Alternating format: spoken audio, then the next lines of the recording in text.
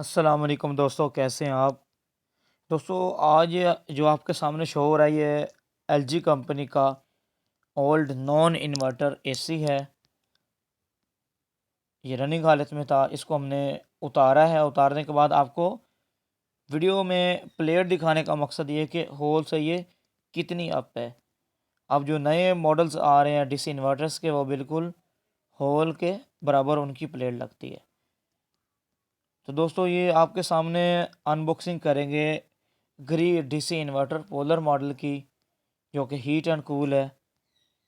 और इसकी complete installation आपको दिखाएंगे ए टू ज़ी, किस तरह हमने प्लेट लगानी है, किस तरह लेवल करना है, और सबसे जो मेन पॉइंट है, इसकी मायरिंग हमने कैसे करनी है प्लेट की, और होल के दरमियान जो फासला है उसको कैसे हमने नोट करना है। तो दोस्तों, प्लेट हमारी सबसे पहले फ्री होनी चाहिए। इसका जो स्क्रू है वो खोल लें। खोलने के बाद कंप्लीट इंडोर की पमाइश लें कि हमारा इंडोर कितना है। ठीक है। उसके बाद जो नेक्स्ट हमारा पॉइंट है वो ये है कि होल और पाइप के दरमियान में या पाइप के एंड तक फिर कितना फासला है। तो दोस्तों, पाइप के स्टार्ट में अगर चेक करेंगे तो 6 इंच आएगा। अगर पाइप के एंड तक आप लेके जाएंगे तो वो 8 इंच तक आएगा। ये आप नोट कर लें। ये दोबारा देख लें, ये 6 इंच है और ये 8 इंच है। ये आपने नोट करना है। ठीक है। इसके बाद हमारा जो होल है हमने वो भी करना कवर करना है।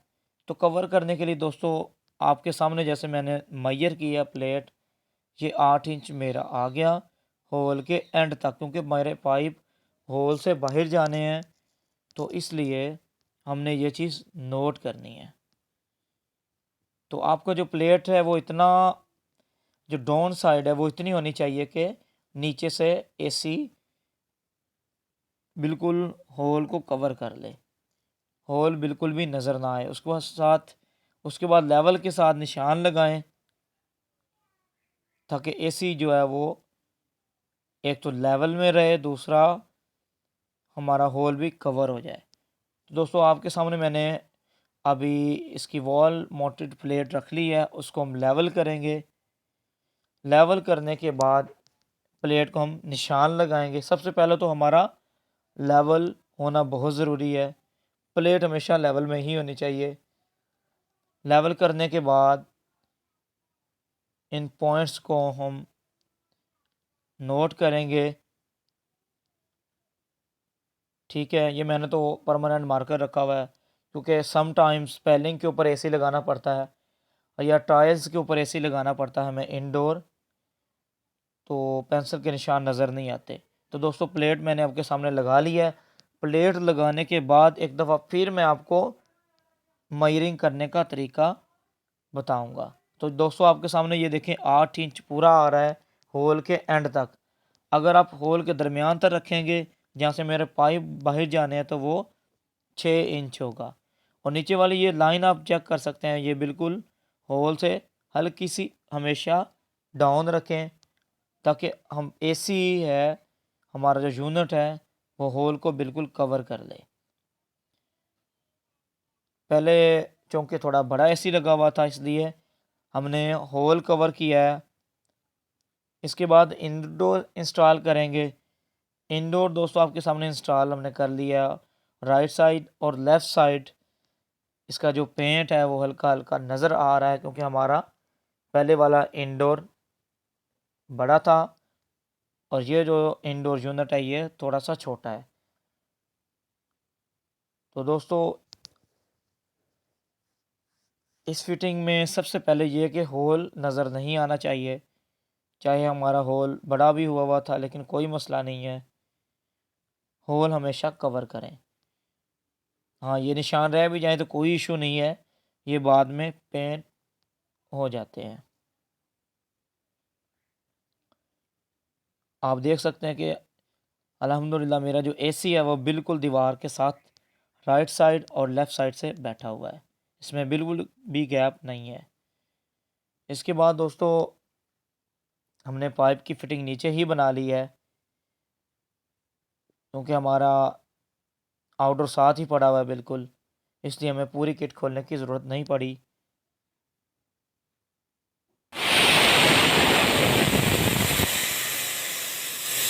उसके बाद हमने इंडोर का प्रेशर चेक किया है, प्रेशर हमारा पूरा था।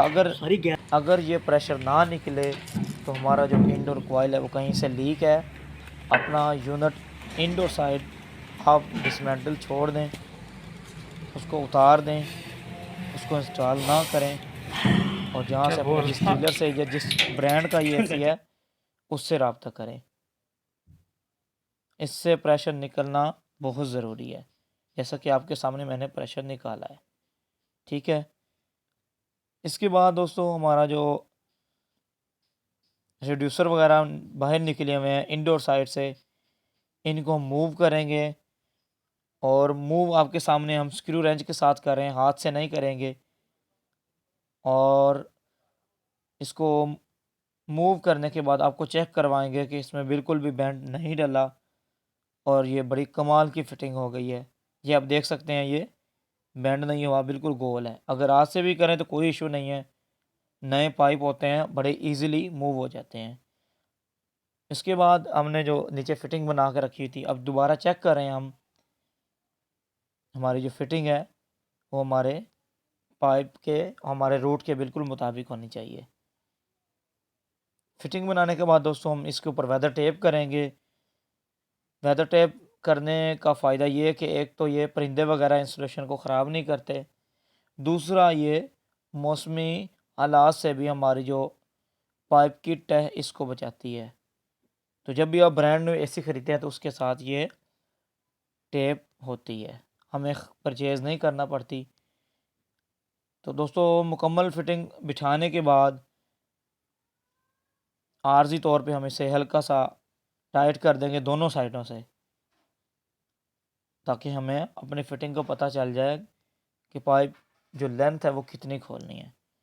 इसके बाद आउटडोर साइड पहले हम टाइट कर देंगे, कंप्लीट अपनी तसल्ली करेंगे और उसके बाद इंडोर साइड टाइट कर देंगे। आपके सामने डबल स्क्रू रेंच हम यूज़ कर रहे हैं, सिंगल यूज़ नहीं कर रहे, क्योंकि अगर सिंगल यूज़ करेंगे तो उसमें लूजिंग वगैरह रह जाएगी और रेफ्रिजरेंट लीकेज का ख़तरा होता है। 1/2 का पाइप टाइट करने के बाद अब हम 1/4 का पाइप टाइट करेंगे, जिसे आधी क्वार्टर भी कहते हैं आम ज़बान में। इसे भी हम सिंगल रेंच से नहीं, डबल स्क्रू रेंच से ही टाइट करेंगे। इसको टाइट करने के बाद हम कम्युनिकेशन जो कनेक्शंस हैं, जैसे कि हमने इनडोर साइड पे किए वैसे ही आउटडोर साइड पे कर देंगे। कम्युनिकेशंस वगैरह के कनेक्शंस और वीडियो वगैरह मैंने अपलोड की हुई है, ये आप देख सकते हैं कि कलर के साथ हमने लगाया हुआ कलर कोडिंग, और इसको भी हमने रिड्यूसर वगैरह को पैक कर दिया है इंस्टॉलेशन लगाने के बाद। इसके बाद दोस्तों ये हमारा मेन पॉइंट है, क्योंकि पहले जो एसी लगा था उसका मेन भी बाहर है, कंट्रोल इसका अंदर दिया हुआ है। तो ये मेन के साथ हम मेन कनेक्ट कर देंगे। मेन के साथ मेन कनेक्ट करने के बाद हमारा जो यूनिट है वैक्यूम वगैरह के बाद अब रनिंग हालत में है, और हमने इसे अभी फ़िलहाल हीट मोड पे किया हुआ है, क्योंकि आजकल अगर कूल मोड पे चलेंगे तो वो 5-10 मिनट चलने के बाद डीसी हो जाएगा। तो दोस्तों मैं उम्मीद करता हूँ मेरी वीडियो आपको पसंद आई होगी। अगर आपको वीडियो पसंद आई है तो मेरा चैनल सब्सक्राइब करें और बेल आइकन पर प्रेस करें। तो दोस्तों अब मेरा यूनिट रनिंग हालत में है, और एक चीज़ जो मैं आपको बताना चाहता हूँ वो ये है कि आप कभी भी अपना होल खाली ना छोड़ें। हमेशा इसकी पहले तो इसके अंदर शॉपर वगैरह जैसा कि आप देख रहे हैं दिए हुए हैं हमने, इसके बाद इसकी फिलिंग करें प्लास्टर ऑफ पेरिस के साथ, ताकि इसके अंदर हमारे रूम के अंदर कोई चीज़ ना आ जा सके और हमारी इंडोर पीसीबी और बाकी तमाम एसेसरीज़